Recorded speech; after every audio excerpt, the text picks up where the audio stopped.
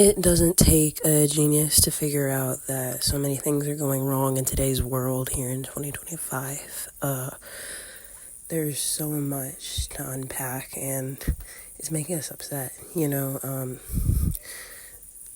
is, the DEI rollback with some companies. There is abortion law set in place. And my friends and things, they are scared for their family members if they are not documented, quote unquote, citizens here. And people's grandparents escaped so that everyone else could have a better chance of life. We should not be trying to send people back just because of that. They're humans too.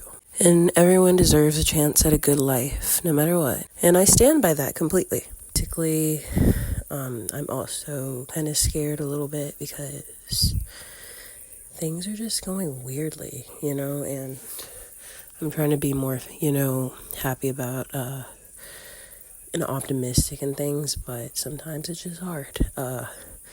Scared of, more women's rights and LGBTQ rights taken away, and, there's, still things going on in the world that are just insane, racism, sexism, homophobia, and transphobia. My friends and my chosen family, some of my chosen family, are trans people, and they have had a lot of their rights taken away, and it's not fair. It is really messed up, and something has to be done about it. We have a lot of work to do, and I think eventually something will be done about it, and we're gonna push for reform. There are protests going on, in Austin and every capital of U.S.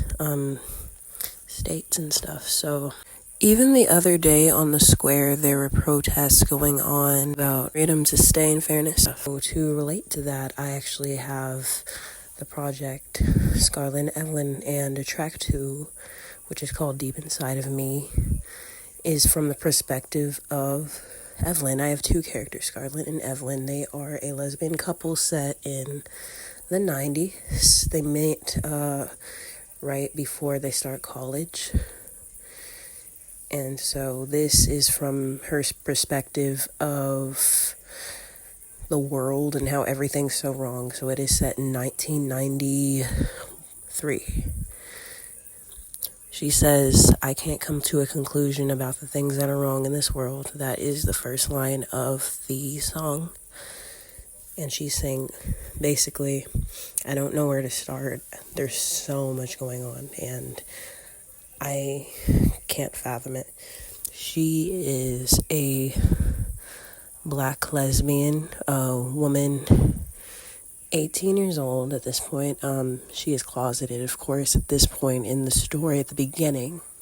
There's a book, if you must know, if some of y'all don't know. Working on their backstories in the novel, she sees all the issues of the world, and this is when, the AIDS epidemic was being talked about and people were being stereotyped.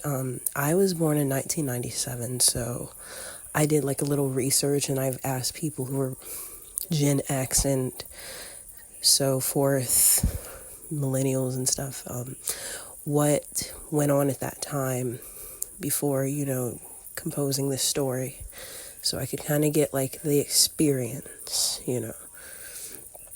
But honestly, looking back and then looking at a lot of documentaries, there's a lot of things that are going on today, that are amplified times, what certain things were going on.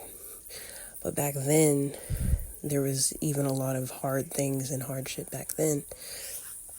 So I don't know. I wasn't there, so I don't know what it was completely like. I don't know what it was like at all, because I was only 2 in 1999, so.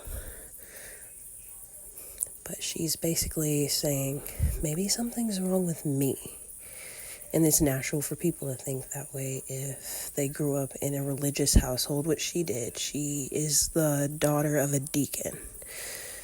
And she is very rebellious. She wants to be a musician, and she wants to like maybe do a music job. And her mother in the book is saying, you can't, you got to do doctor stuff, like I did.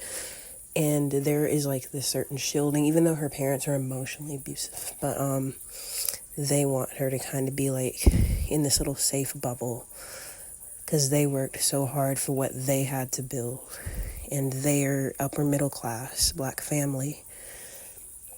And they just don't want her to fall, you know, but they are not necessarily good people. But then again, they were a generation that were told to suck it up themselves. They were told, you know, get over it, you know, when they were younger.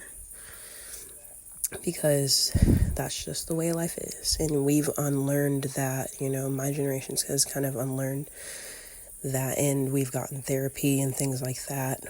Whereas even in her time, you know, therapy was not seen as something quote unquote normal.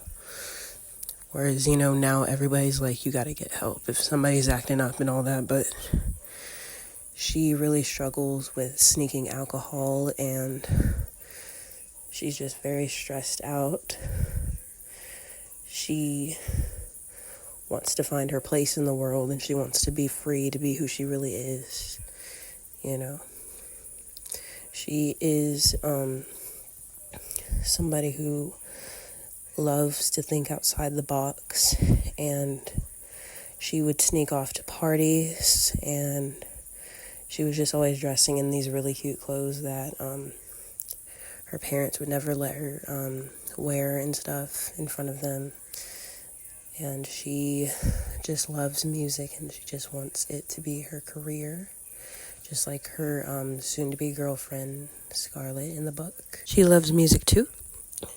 But yeah, then she sees that the world is wrong because politically it was pretty like conservative, like in the late 80s, early 90s, even though it is just fresh when a Democratic president had stepped in the House. And then again, I don't know too much experience about what happened during that time, because I haven't lived that. I wasn't born then again. But she's basically saying there were so much things that need to be done in the world so that everybody can be themselves, and everyone around me, I don't always have to check on them. And it's very relatable to this time. She just wants to know that she will be assured protection and those around her, because she's a very caring person. And so I hope you enjoy it. One please help me with my life, and I see the coast getting darker, and it feels like hell. Yes, it does. But if we just reach for the very first star in the sky, everything will be alright. Maybe the problems don't live inside of me, but they live right here in this world, and they need to be fixed right away now. The problems keep getting bigger, but the